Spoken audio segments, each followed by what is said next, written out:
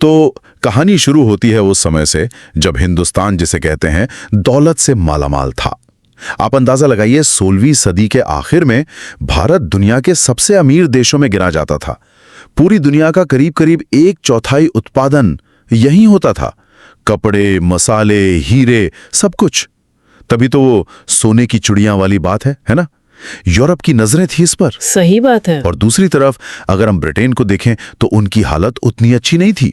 वो अपने अंदरूनी झगड़ों में फंसे थे, गरीबी थी, अर्थव्यवस्था भी कोई बहुत मजबूत नहीं थी।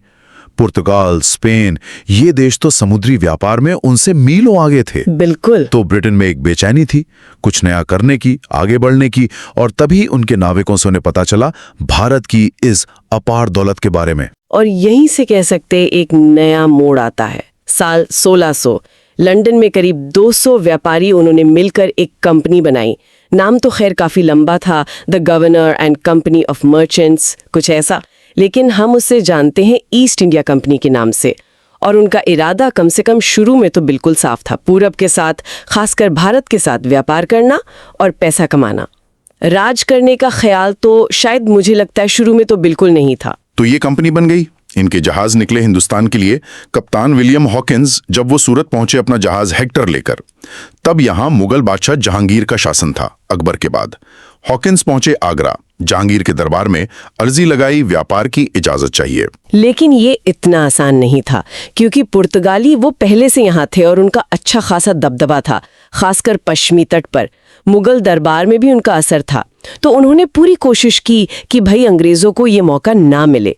जहांगीर ने पहले तो मना भी कर दिया था हॉकिंस को पुर्तगालियों के कहने पर। हाँ, मगर अंग्रेज भी कहाँ आसानी से मानने वाले थे। वो लगे रहे, कोशिश करते रहे, और आखिरकार कुछ साल लगे, पर जहांगीर मान गए। उन्हें सूरत में फैक्ट्री लगाने की, व्यापार करने की इजाजत मिल गई। ये उनके लिए एक बड़ी बात थी। हाँ, पर यह ध्यान रखना जरूरी है कि ये इजाजत सिर्फ व्यापार की थी, कोई शासन करने की या किला बनाने की नहीं। हाँ, अपनी कोठी, गोदाम बनाने की, जहां वो माल रख सकें, खरीद फरोख्त कर सकें। इसके बाद अंग्रेजों ने सूरत के अलावा पटना, फिर बम्बई, जो उन्हें पुर्तगालियों से दहेज में मिला था, हाँ, वो भी एक कहानी है, और मद्रास मतलब चेन्नई, वहां अपनी बस्तियां बसाईं, फैक्ट्रियां खोली। शुरू में तो उन्होंने व्यापारी किया, लोगों को काम भी मिला, स्थानीय अर्थव्यवस्था को कुछ फायदा भी हुआ शायद। तब तक उनका असर वो व्यापार तक ही था, ज्यादा नहीं। लेकिन फिर वही बात, व्यापार से आया पैसा, पैसे से आई ताकत, और ताकत से जागा लालच। धीरे धीरे कंपनी के इरादे बदलने लगे। अब सिर्फ मुनाफा नहीं चाहिए था, अब सत्ता पर नजर थी। और पहली बार उन्होंने सोचा कि चलो अपनी ताकत आजमाते हैं। साल था 1686। सोचा क्यों ना सीधे मुगलों से ही टक्कर ली जाए। पर ये उनकी बहुत बड़ी भूल थी, बहुत बड़ी। उस वक्त दिल्ली में कौन बैठा था? औरंगजेब। वो एक मजबूत, अनुभवी बादशाह था। मुगल फौज ने अंग्रेजों को ऐसी शिकस्त दी, बुरी तरह खदेड़ा। तब उन्हें समझ आया कि भाई सीधी लड़ाई में कम से कम अभी मुगलों से जीतना नामुमकिन है। हाँ, ये हार उनके लिए एक, कह सकते हैं, एक वेकअप कॉल थी, एक सबक। उन्हें यह एहसास हो गया कि भारत को अगर काबू में करना है तो तलवार से ज्यादा दिमाग चलाना पड़ेगा। और यहीं से उनकी रणनीति बदली। वो तरीका अपनाया जो बाद में हिंदुस्तान के लिए इतना घातक साबित हुआ। क्या? भारतीयों को ही आपस में लड़ाओ, फूट डालो और राज करो, डिवाइड एंड रूल। बिल्कुल। और इस नई चाल को चलने का मौका उन्हें ज्यादा इंतजार नहीं करना पड़ा। 1707 में औरंगजेब की मौत हो गई। ये सिर्फ एक बादशाह की मौत नहीं थी, ये उस मजबूत मुगल साम्राज्य के कमजोर होने की शुरुआत थी, जिसने सदियों तक भारत के बड़े हिस्से को एक धागे में पिरो रखा था। सही कहा। औरंगजेब के बाद जो बादशाह आए, उनमें वो बात नहीं थी। कमजोर थे, अनुभव की कमी थी, उनके फैसले भी कई बार गलत साबित हुए। नतीजा, दिल्ली की पकड़ ढीली पड़ने लगी। जो सूबेदार थे, नवाब थे, राजा थे, वो सब अपनी अपनी ताकत बढ़ाने में लग गए।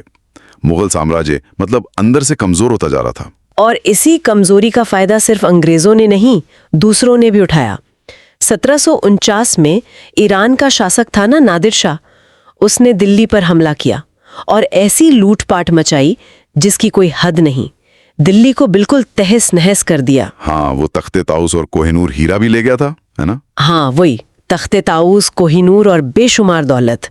इस हमले ने मुगल सत्ता की जो थोड़ी बहुत इज्जत बची थी वो भी खत्म कर दी। और आप सोचिए ये माहौल अंग्रेजों के लिए कैसा रहा होगा। एकदम, जैसे कहते हैं, मुफीद। उनकी फूट डालो और राज करो वाली नीति के लिए जमीन बिल्कुल तैयार थी। एक तरफ दिल्ली कमजोर, दूसरी तरफ आपस में लड़ते नवाब और राजा। अंग्रेजों ने बस इसी का फायदा उठाया।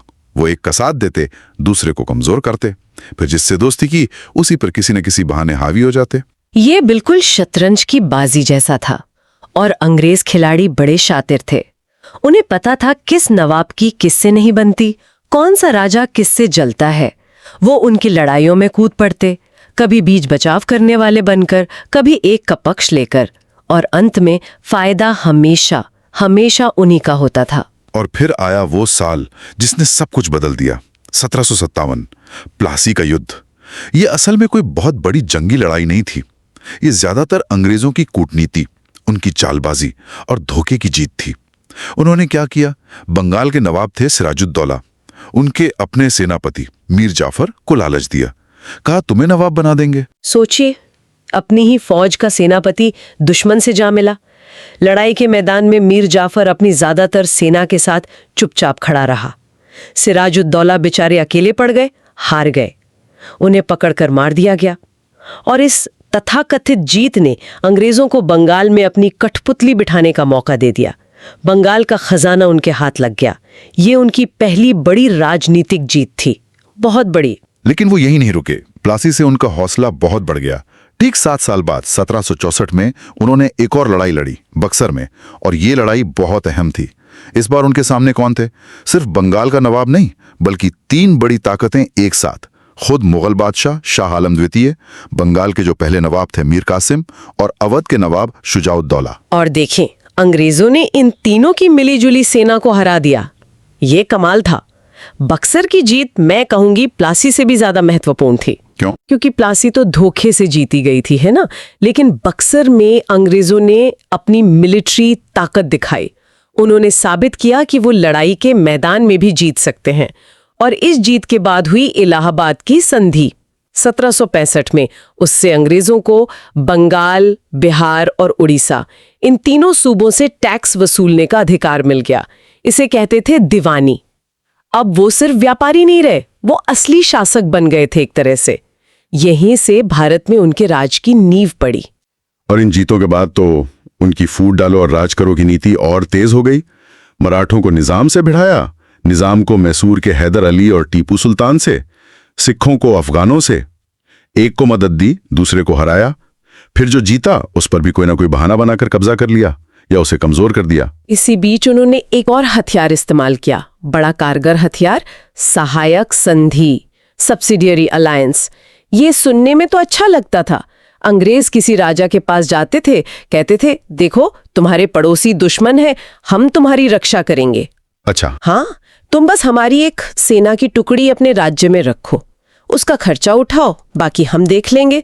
राजा को लगता चलो सुरक्षा मिल गई, बैठे बिठाएं। लेकिन असल में वो सेना राजा की रक्षा कम, उस पर नजर ज्यादा रखती थी, और उसका खर्चा इतना होता था कि राजा बेचारे कर्ज में डूब जाते थे। नतीजा, धीरे धीरे उनकी सारी आजादी खत्म। वो अंग्रेजों के इशारों पर नाचने वाली कठपुतली बन जाते थे। ये कितना दुखद है कि हमारे अपने शासक वो अक्सर अपने पड़ोसी को नीचा दिखाने के चक्कर में अंग्रेजों के जाल में फंसते चले गए। वो ये देख ही नहीं पाए कि वो क्या कर रहे हैं, अपनी ही जड़ें काट रहे हैं। उनकी आपसी दुश्मनी, उनकी अदूरदर्शिता, इसने अंग्रेजों का काम कितना आसान कर दिया। बिल्कुल, इसमें सिर्फ अंग्रेजों की चालाकी को दोष देना ठीक नहीं होगा। भारतीय समाज की, शासकों की अपनी कमजोरियां भी थी। एकता की कमी सबसे बड़ी बात थी। दूर की ना सोच पाना, अपने छोटे छोटे स्वार्थों को देश से ऊपर रखना, इन सब ने मिलकर गुलामी का रास्ता खोला। खैर धीरे धीरे तैरते फिरते लगभग पूरा हिंदुस्तान अंग्रेजों के कब्जे में आ गया, कहीं सीधे, कहीं इन सहायक संधियों के जरिए। लेकिन फिर 1857 में इस जुल्म के खिलाफ एक जबरदस्त आवाज उठी, एक चिंगारी भड़की। मेरठ से शुरू हुआ सिपाहियों का विद्रोह, और देखते ही देखते ये उत्तर और मध्य भारत में आग की तरह फैल गया। इसे हम भारत का पहला स्वतंत्रता संग्राम भी कहते हैं। सिपाही, राजा, नवाब, जमींदार, किसान, कारीगर, बहुत सारे लोग इसमें शामिल हुए। बहादुर शाह जफर, जो बेचारे नाम के ही मुगल बादशाह रह गए थे, उन्हें इसका नेता बनाया गया। एक वक्त तो लगा कि शायद इस बार अंग्रेजों की पकड़ ढीली पड़ जाएगी, शायद वो चले जाएंगे। लेकिन ऐसा हुआ नहीं। ये महान क्रांति सफल नहीं हो पाई। और इसके पीछे कई कारण थे। शायद सबसे बड़ी कमी ये थी कि ये पूरे देश में एक साथ नहीं फैली। बहुत सारी रियासतें, बड़े जमींदार, वो या तो अंग्रेजों के साथ थे या चुपचाप बैठे रहे। क्रांतिकारियों के पास न तो आधुनिक हथियार थे, न कोई एक नेता था जिसकी सब सुने, न कोई साफ प्लान था, आपस में भी तालमेल नहीं था। अंग्रेजों ने इस विद्रोह को बहुत बेरहमी से कुचला। हजारों और लाखों लोगों को मारा गया। दिल्ली में भयानक कत्लेआम हुआ और इस विद्रोह को दबाने के बाद उन्होंने भारत पर अपनी पकड़ पहले से भी ज्यादा मजबूत कर ली। एक बड़ा बदलाव यह हुआ कि ईस्ट इंडिया कंपनी का राज खत्म कर दिया गया। अब भारत का शासन सीधे ब्रिटेन की महारानी के हाथ में आ गया, ब्रिटिश क्राउन के अधीन। और हाँ, मुगल सल्तनत का जो नामो निशान बचा था उसे भी पूरी तरह मिटा दिया गया।